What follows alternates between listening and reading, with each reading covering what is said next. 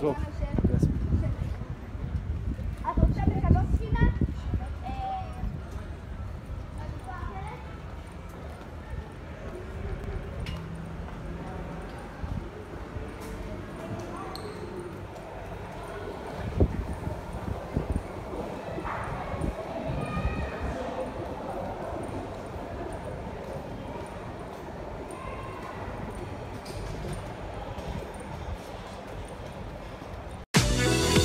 Welcome back. Our next guest is a well-known astrologer who goes beyond the stars and incorporates ancient mythology and Kabbalah to help us fine-tune our soul's calling and our destiny. Please welcome Gal Sasson. Hello.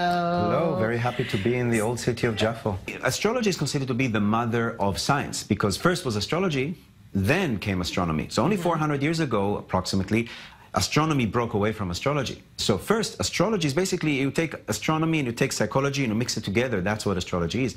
I don't know if I call it a science because you cannot scientifically prove it, but I think it's an art form. It's a poem that describes life. It doesn't influence life. It's not because Mercury right now is retrograde, I'm making a lot of mistakes or I'm not coming here on time.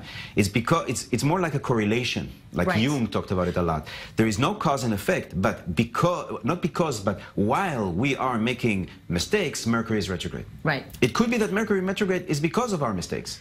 You know what I mean? So what we talk about astrology nowadays is more about synchronicities, coincidences. And what astrology does is give you a tool to know what is happening so you can decide what's going to happen. Why I really love studying different type of mythologies, because what I see is that it's the same story again and again and again in a different disguise. That's what Joseph Campbell talked about as the monomyth. Monomyth maybe is one myth, the oneness. Like Moses said, Shema Yisrael Adonai Eloheinu Adonai Echad. It's oneness. It's not that Israel is special, it's that everything is part of this oneness. What you see in Israel is that all the Homo sapiens that had to leave Africa 100,000 years ago, they had to go through here. They had to pass through Israel. Israel is or where the land of Israel today is a junction between Africa, the source of everything, Asia and Europe. And even the New World, the people had to go through Israel to get to Central Asia and then walk through the Bering Straits to get to the United States. Even the people that live in Australia had to go through Israel to get to Asia and to walk. So what does that mean? Like, what does that mean? Everybody had to walk through here.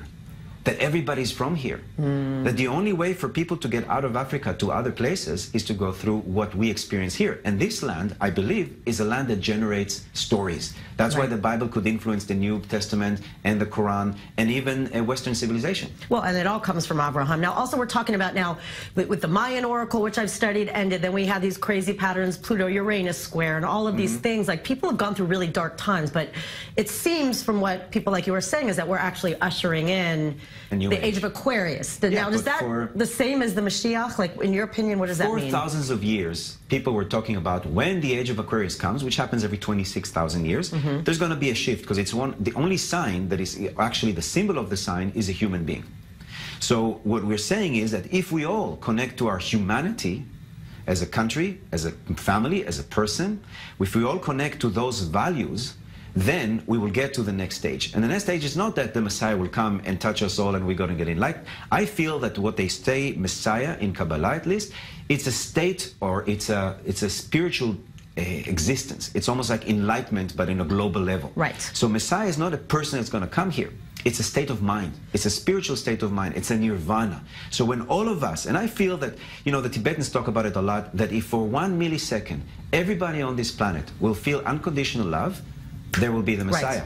We will all attain enlightenment. I'm not going to blow myself up because you're not a Muslim, because I appreciate you and I love you unconditionally even if you're not Muslim. I will not judge you because you love somebody and in the New Testament it says you can't love me. I will just love everybody, and at that moment the Messiah will be.